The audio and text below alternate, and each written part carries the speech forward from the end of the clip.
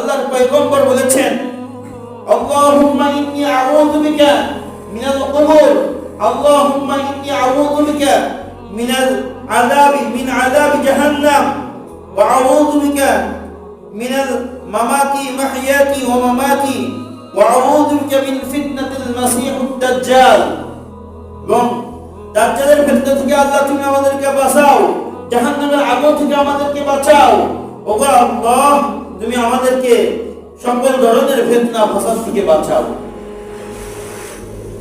আপনি যখন mobile, Facebook, YouTube, Twitter আপনার চোখের সামনে আসে, ওই সময় আপনি চিন্তা করেন